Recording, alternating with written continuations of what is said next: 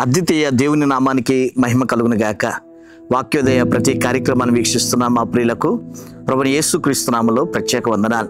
మన ప్రభు ఈ లోకంలో ఘనమైన దేవుని పరిచయం చేస్తున్న రోజుల్లో ఆకాశవాణిగా తండ్రి హృదయం పలికిన 2 సార్లు చెప్పిన ఒకే మాట ఈ రోజు ధ్యానంగా మనం ఆలోచన చేద్దాం. లూకా సువార్త 3వ అధ్యాయం 21-22లో ప్రజలందరూ బాప్తిసం పొందినప్పుడు యేసు కూడా బాప్తిసం పొంది ప్రార్థన చేయుచుండగా ఆకాశం తెరవబడి పరిశుద్ధాత్మ శరీరాకారంతో పావురు వలె ఆయన మీదకి దిగి వచ్చెను.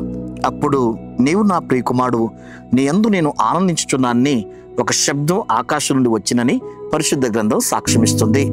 యేసు ప్రభువారు బాప్తిసం పొందుతున్న వారితో కూడా బాప్తిసం పొందడానికి ఇష్టపడినప్పుడు యోహాను, నీవు పరిశుద్ధుడివి కదా, మారు మనసు నిమిత్తం నీకు బాప్తిసం అవసరమా అన్నప్పుడు రక్షణ అనే ఈ నీతి ఇలా జరగని అని చెప్పి ఆయన బాప్తిసం పొంది ప్రార్థన చేయుచుండగా ఆకాశం తెరవబడి దిగి వచ్చిన పరిశుద్ధాత్మ చేత ఆయన నింపబడ్డాడు.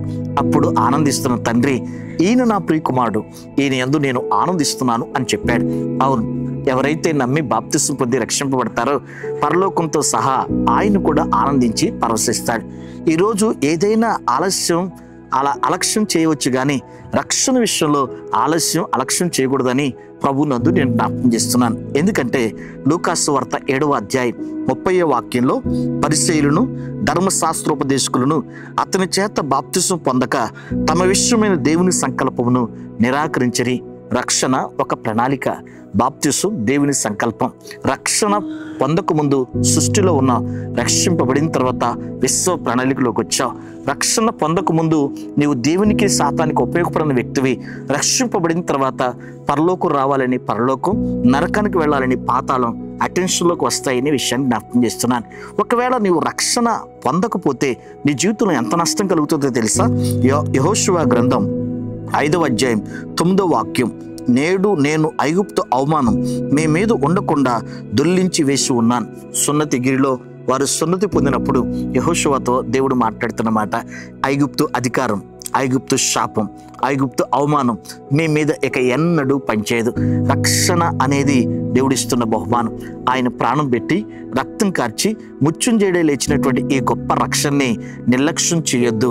నీవు రక్షింపబడి మారు మనసు పొంది మాయ మనసు, మలిన మనసు, మృత మనసును విడిచిపెట్టినప్పుడు తండ్రి సంతోషిస్తాడు. నా ప్రియ కుమారుడు, కుమార్తె, వీరి యందు నేను ఆనందిస్తున్నాను అని చెప్తాడు. ఆ మాత్రమే ఆ సందర్భంలోనే కాకుండా మరోసారి తండ్రి అయిన దేవుడు దిగొచ్చి ఇదే మాట అంటాం పరిశుద్ధ గ్రంథంలో చూస్తాం. మత్తయి సువార్త 17వ అధ్యాయం 5వ వాక్యంలో, అతను ఇంకనూ మాట్లాడుచుండగా ఇదిగో ప్రకాశమానమైన ఒక మేఘం వారిని కమ్ముకొనెను. ఇదిగో ఈయన నా ప్రియకుమారుడు, ఈయన యందు నేను ఆనందించుచున్నాను. దేవుడు ప్రార్థన చేస్తూ, మన ప్రభుని యేసుక్రీస్తు ప్రార్థన చేస్తూ ముఖము మారి వస్త్రం దగదగా మెరిచి రూపాంతరపరచబడినప్పుడు నిర్గమ విషయాలు చెప్పడానికి మోషే, ఏలియాలు దిగి వచ్చారు. ఆ గొప్ప మహిమ సన్నివేశాన్ని చూసినటువంటి పేతురు అంటాడు, 3కి 3 పర్ణశాలల కట్టన అనగానే మేఘం వారిని ఒక్కసారిగా అదిమి పట్టి, ఆయన నా ప్రియకుమారుడు, ఆయన మీతో చెప్పింది చెయ్యాలి అని చెప్పి దేవుని స్వరం మాట్లాడడం మనం చూస్తాం. రక్షింపబడినప్పుడు ఈ మాట విన్నాం, రూపాంతరపరచబడినప్పుడు కూడా ఈ మాట విన్నాం. మొదట్లో ఉన్న వేడి, మొదట్లో ఉన్న కసి, మొదట్లో ఉన్న మంట, ప్రేమ, వైరాగ్యాలని కొనసాగిస్తూ భయంతో వణుకుతో రక్షణని కాపాడుకుంటే ఈయన నా ప్రియకుమారుడు, ఈయన యందు నేను ఆనందిస్తానని తండ్రి పరవశిస్తాడు. అవును, రక్షింపబడిన తర్వాత మన ప్రవర్తన అత్యంత కీలకమైంది. ఆ విధంగా మీ ప్రవర్తన ద్వారా దేవుని మహిమను పొందాలని ప్రభు సన్నిధిలో ప్రార్థన చేస్తూ దేవుని సేవకుడిగా ఈ మాటలు ముగిస్తున్నాను. దేవుడు మిమ్మల్ని దీవించును గాక. ఆమెన్.